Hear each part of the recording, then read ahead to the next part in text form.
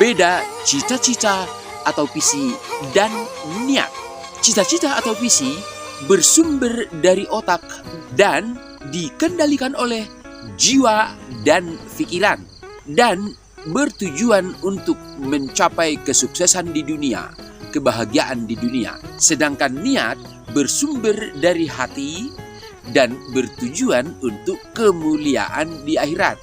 Pribadi-pribadi, perusahaan ataupun negara yang merumuskan dan menjalankan visi, mereka itu akan meraih kesuksesan yang jauh lebih besar dari orang-orang yang tidak melakukannya.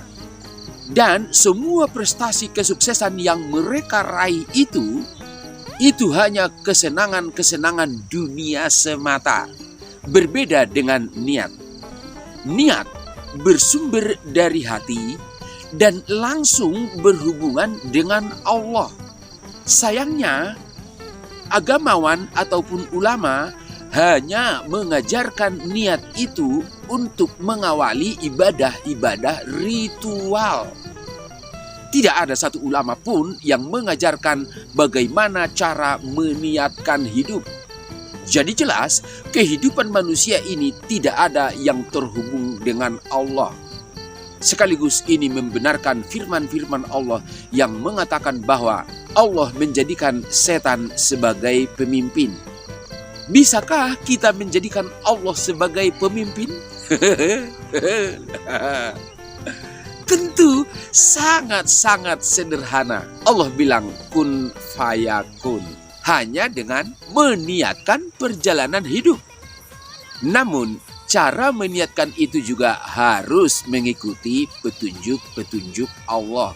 Dan petunjuk Allah itu juga sangat sederhana, yaitu berada pada surah yang pertama turun, yaitu Al-Alaq. Dengan menjalankan dua kata kunci, yaitu Iqra dan Qalam. Di mana Allah berkehendak agar kita manusia membaca Al-Quran itu agar mendapatkan petunjuk. Al-Alaq ayat 4. Alladzi 'allama bil qalam. Allah mengajar manusia dengan pena. Peristiwa menuliskan niat 22 Februari 98. Pengantar jenazah Juan Siregar ke liang kubur adalah Jenderal Gubernur Ulama Menteri Kiai. Semua masyarakat berduyun-duyun mengirinya. Adalah kehendak Allah menjadikan contoh bagi kita manusia bagaimana cara meniatkan hidup sehingga Allah sebagai pembimbing perjalanan hidup kita bahkan hingga pintu kubur. Sebagai bukti bimbingan Allah dari tulisan-tulisan itu, Juan Siregar telah menulis buku panduan bagi bangsa Indonesia bagaimana agar kita semua dibimbing Allah demi melahirkan peradaban baru. Jadi jelas, revolusi Indonesia itu bukanlah kehendak pribadi. Begitulah Allah menyempurnakan agamanya demi dia menghimpun semua manusia dalam satu agama, agama Allah. Dan itu terwujud hanya dengan revolusi Indonesia. Terima kasih.